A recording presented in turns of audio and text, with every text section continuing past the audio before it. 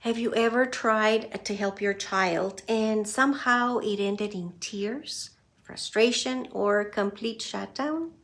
And afterward, you're sitting there wondering, what am I doing wrong? Because you are trying. You're encouraging them, supporting them, pushing them because you know they are capable. You know they are smart. And that's what makes it so confusing. Because the harder you try to help, sometimes the worse things seem to get. Homework turns emotional, simple assignments become battles, and over time, you start walking on eggshells around learning. What most moms don't realize is that some of the most common phrases said to children with dyslexia can slowly damage confidence without anyone intending to. Not because moms fail, not because they don't care, but because dyslexia is deeply misunderstood. I'm saying this as someone who has dyslexia myself and as someone who owned a dyslexia institute. And after years of working with children and their families, there were certain emotional patterns I saw over and over again. Patterns most people completely miss. So today, I want to show you what may actually be happening underneath the struggle and why some children with dyslexia begin shutting down emotionally long before adults realize it. This video is not about blaming moms or blaming teachers. Most parents are trying their best with the information they have. The problem is, most moms were never taught what dyslexia actually feels like internally. They see the reading struggles, they see the frustration, they see the avoidance, but they don't always see the mental exhaustion deep down. And children with dyslexia become very good at hiding that exhaustion. A lot of them spend their day trying not to look different, trying not to fall behind, trying not to get called on, trying not to feel embarrassed. So by the time they get home, their emotional energy is already depleted, and then homework begins. And this is where moms become confused because what looks like laziness is often overwhelm. What looks like defiance is often discouragement. And what looks like not trying is sometimes a child who has been mentally pushing themselves all day long. That misunderstanding slowly changes how children with dyslexia begin to see themselves. Not overnight, but little by little. And eventually, learning stops to feel emotionally safe. Let's talk about the biggest misunderstanding. One of the biggest misconceptions about dyslexia is that children struggle because they are not trying hard enough. But honestly, it's usually the opposite. Many children with dyslexia are working twice as hard as everyone around them just to keep up. And I saw this constantly at the Dyslexia Institute. Children who looked fine from the outside, but internally were exhausted. I remember some of our students who could verbally explain incredibly complex ideas, yet completely freeze when reading out loud. Not because they weren't intelligent, not because they weren't capable, but because reading required enormous mental energy. That's the part many people never see, the invisible effort. So when someone says, try harder, there's a problem because the child is already operating at maximum effort. There isn't another gear left to access. And over time, that disconnect becomes emotional exhaustion. Not just academic frustration, emotional exhaustion. The kind that quietly chips away at confidence. The kind that makes children dread homework before it even starts. the kind that makes some children with dyslexia feel anxious the moment they hear, "Go get your backpack." And unfortunately, that emotional exhaustion gets misinterpreted all the time. Parents think they are avoiding work, but many times they are avoiding the feeling attached to the work. And those are very different things. And this is where certain phrases begin to create damage without moms realizing it. Because the words themselves may sound harmless, but the emotional meaning underneath them lands very differently for a child with dyslexia. Just try harder. Most parents say that automatically. It sounds motivating, encouraging even, but I cannot tell you how many children are already mentally exhausted before they even sit down at the table. Some of them have spent the entire school day trying to hide how difficult reading feels, trying not to look behind, trying not to look different, trying not to make mistakes out loud. So by the time homework starts, they aren't refusing because they don't care. They are overwhelmed.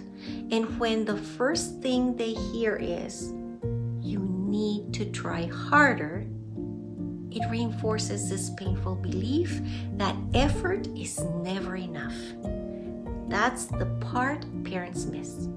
Children with dyslexia often feel like they are disappointing their parents and teachers, long before anyone realizes how hard they are actually trying. And after hearing this enough times, many children stop believing, "If I try harder, I'll succeed." Instead, they start believing, "No matter how hard I try, it still won't be enough." That emotional shift is incredibly important because once effort starts feeling hopeless, motivation starts collapsing too. And what makes this even more confusing for parents is that many children with dyslexia are clearly intelligent, which leads directly into another phrase that sounds positive on the surface, but creates a lot of internal conflict underneath. This phrase sounds encouraging. "You're smart. This should be easy." But for children with dyslexia, it often creates confusion instead of confidence, because many children with dyslexia are incredibly smart, creative thinkers, deep thinkers, and problem solvers.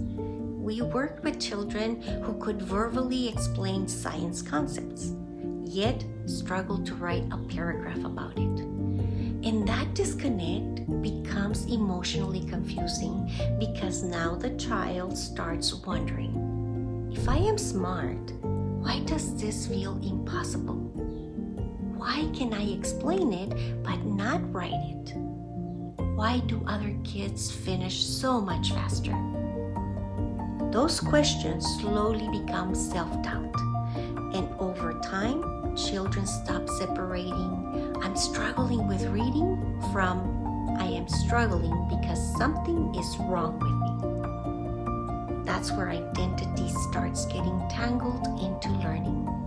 And once that happens, school no longer feels like a place where they learn. It starts feeling like a place where they repeatedly experience failure.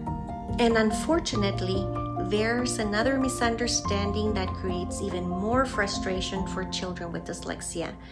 The belief that if they learn something once, they should always be able to do it consistently afterward.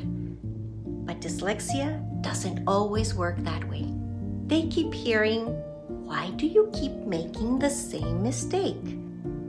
This phrase creates frustration very quickly because dyslexia is not always consistent. A child may spell a word correctly one day and completely misspell it the next. They may understand something during practice, then freeze during homework. And moms naturally think, "But you knew this yesterday."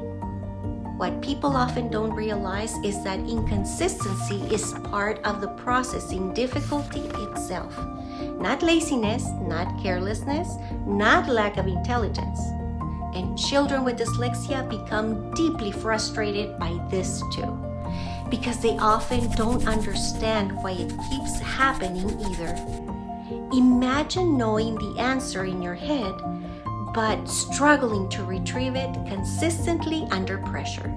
That experience becomes emotionally exhausting over time, especially when mistakes start feeling personal. So if pressure, frustration, and repeated correction are not helping, what actually does help? This is the part I wish more parents understood earlier. Children with dyslexia do not need constant pressure. They need emotional safety while learning. That doesn't mean lowering expectations. It means changing the approach.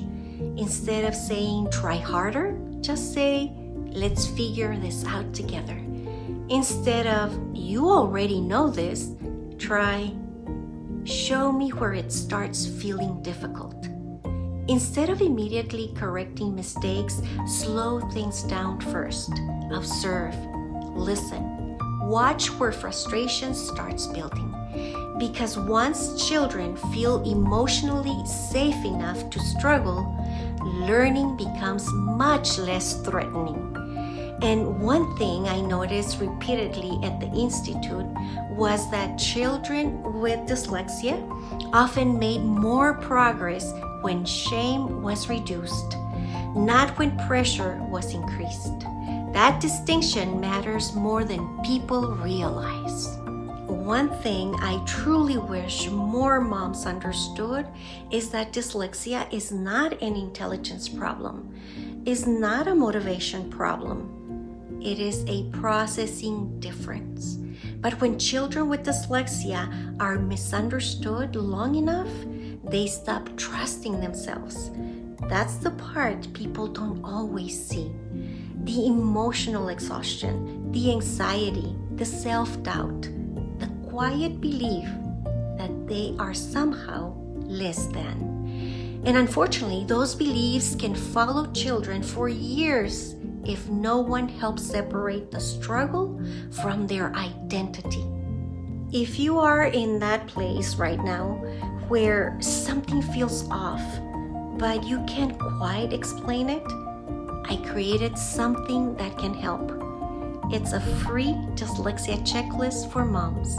It walks you through signs people often miss, what to pay attention to, and helps you stop guessing. Because clarity helps parents respond differently. You can download it below. Before you go, I want you to remember this. Children with dyslexia are not broken learners. They are misunderstood learners. And sometimes a small shift in language changes how your children see themselves for years. If this video helped you, please like, subscribe, and share it with someone who needs to hear this. And if there's a specific dyslexia topic you want me to talk about next, leave it in the comments below. I read them. And I truly want to create videos that genuinely help families feel more informed and less alone. Remember, you are not seeing a child who is failing. You are seeing a child who learns differently. And once that is understood, everything begins to make more sense.